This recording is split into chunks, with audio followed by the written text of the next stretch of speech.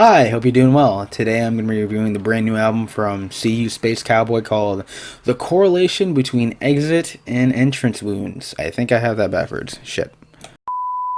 The Correlation Between Entrance and Exit Wounds. There we go. Without further ado, let's get into the review. Armed with Their Teeth starts off with some pretty desolate droning guitars before smacking you in the face with some crunchy drums and a very head-nodding riff. The lyrics kind of detail like a revolt of some sorts against an unaccountable force, and it goes into some pretty edgy themes, as kind of is the nature of the genre. I think the vocal performance here is pretty throaty, and it fits very well into the track, and overall it's just a very solid opener. The instrumental here isn't that different from the opener, but it still rings my eardrums when I listen to it. The riff here is also pretty good. The lyrics kind of pertain to this idea of a sadistic situation of like handicapping yourself, begging for death. And so with those themes, I don't think they work well with the sound or the heavy sound of it at first. But then the track ramps up to a slower post-rock passage with some very engaging spoken word about finding peace in a hellish situation before ending in a very dramatic fashion. The song, for me, invokes a unique sense of tragedy, which I really like. Following that track, this one has a more urgent pace to it with some more rapid riffs and more crunching, pulsating drums. The song, once again, has a more mild slowdown in the middle with more spoken word accompanied by a little bit of drone. And then the track ends with some bursts of riffs and drums alternating in tempo before finishing it off. And I do like this track, but for me, this is where the sonic palette of the album feels like it's already shown its entire deck to me.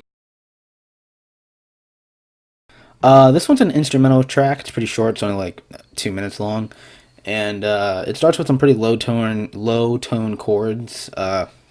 Then it kind of has a slow progression where more drums and cymbals make their way into the mix, and the progression is pretty simple. Now, at first, I thought it was a pretty nice sounding track, like it was a build up or an interlude for something, but it has no direct correlation with the previous track. It doesn't even lead into the next one. So in the grand scheme of the record, it's such a flow breaker that its placement just feels like it's just a waste of space. It's like they had to just put something here, and it just feels meaningless. This is another pretty good track. It has a pretty nice groove to kick off. It has some rhythm in the production, which I really appreciate. The lyrical themes are mostly just about embracing death as an inevitability. Performance is good. The track doesn't do anything sonically, but it's still a song I can bang my head to. This song starts off with some post-rock instrumentation, setting the stage for a very tragic and deep sadness, miasma to the track. And the lyrics here, mostly in spoken word and then broken up with some screaming vocals, are extremely tragic. I think detailing the loss of a close one to what seems to be a suicide. And for me, this is the densest song on the album because there's so much to unpack about the emotions of guilt, regret, anger, and so many other emotions that is very well displayed in the performance and the instrumental. It's a very, very hard-hitting track for me. This one directly carries off the sonic drone from the previous track when it was ending into this one. It kind of turns into its own sound piece. I think the sound design and the sound in general here is very well done. And it correlates very well with Late December given the tragic potency of the song. It gives this weird hollow feeling like the affected party is living the rest of their life with this guilt that's just emoted and like static. And you hear it for about the entirety of the track. And it's a very beautiful way to tie both songs together with different sonic elements that thematically just come together very well. The first half of the track has a very thrash punk feel with a very hectic instrumentation. It's just pummeling you in the face. And the second half takes a more dramatic turn with a more emotive chord progression. And it results in a very bipolar song that flows together pretty well. The lyrics are exactly what the title says it is. It's about kind of not letting people see the hurt on the outside, but remembering that you are worth something regardless of what they think of you. I think it's a pretty interesting lyrical topic for us for an album like this to cover. The performance isn't anything new, and the sound is pretty much what you already heard, but here it's still pretty solid. It's a pretty post-rock heavy instrumental that utilizes the heaviness of the other sounds, incorporating them here, and try to like make a decent instrumental out of it. The progression is pretty straightforward, and by that I mean it's also really predictable. I can appreciate the idea of these sounds clashing together on a single track to try and give off a different like thematic element to the album, give it a new spice. But like, I feel like I've already heard this far into the album, so it really doesn't add anything for me. This song takes a more hardcore punk direction as opposed to the other songs on the album. There's some very thrashy drums as guitars flood both channels, and the riff here is actually pretty bouncy as well. The lyrics are similarly about not trusting them and not to trust what might be self-infused placebos.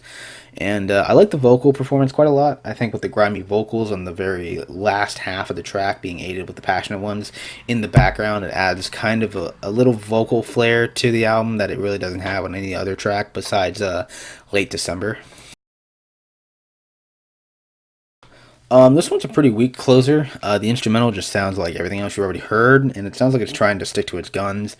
But I think everything here is just significantly weaker. Like the vocal performance is very weak. The instrumental, you can see the progression of the track coming from a mile away. It goes from hard and metally to a post-rock passage, and then it finishes off with another heavy drum skid riff sound. Like there's no surprise here, and there's no meaning to this because you've already heard this, and it doesn't feel like it reaches a conclusion to finish off the album. It just feels like the album just stops dead in its tracks. Unfortunately, the big issue I have with this album is something I've been very adamant throughout the entire review for, is the fact that the album sonically kind of just reveals everything to you in the beginning of the album. And I'm not basing it off what I've heard from other metalcore albums or the contemporaries in the genre.